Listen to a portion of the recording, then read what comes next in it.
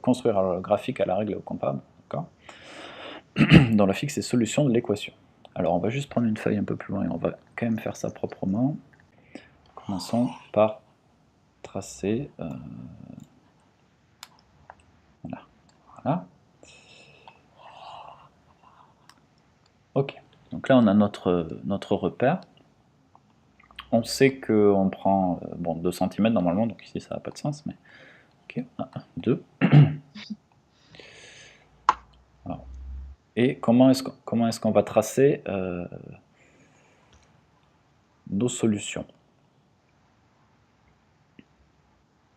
Alors ici on veut tracer, enfin on veut donc normalement on nous demande, hein, si on reprend exactement le truc, c'est construire alors sur le graphique à la règle et au compas les points A et B dont la fixe est solution de l'équation. Donc c'est les deux points qu'on a,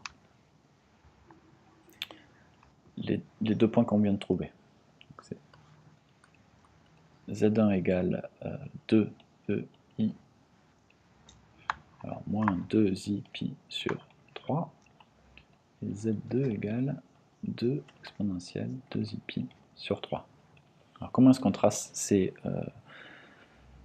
deux points proprement? En fait, à la règle au compas, je sais pas trop comment faire parce que. Alors, je sais pas, mais je sais que dans un cercle, ça serait du côté gauche.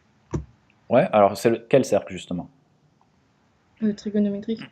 Ça serait... Alors est-ce que c'est le... Alors l'angle, oui, je suis d'accord, mais pour ces points-là, comment on sait sur quel cercle à quel cercle ils appartiennent? Bah, c'est un cercle de rayon 2, puisque... Ouais, exactement. Oui, c'est le module. Voilà, c'est le module qui te dit où est-ce que le cercle... Alors je vais essayer de faire un truc propre. C'est pas trop un cercle ça. Hop, là on n'y est pas loin. D'accord, ça c'est le cercle de rayon 2 et de centre 0. Et maintenant on connaît leurs angles. Alors est-ce que leurs angles c'est facile à tracer à la règle et au compas?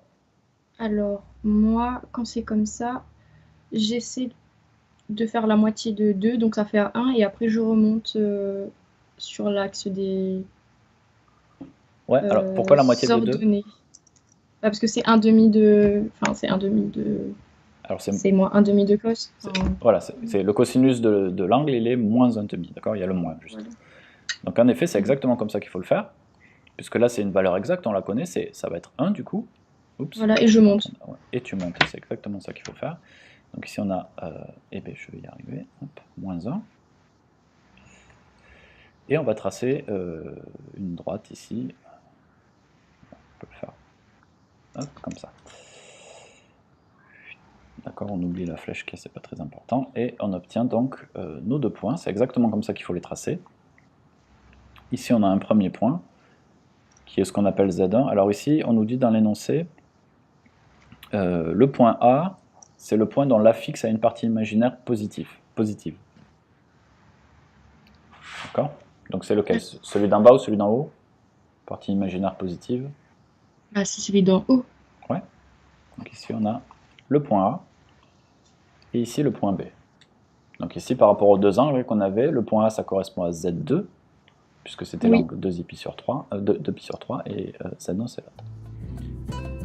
Si tu as aimé cette vidéo, abonne-toi tout de suite à la chaîne. Merci à toi et au plaisir de t'aider à réussir sur les maths en tongs.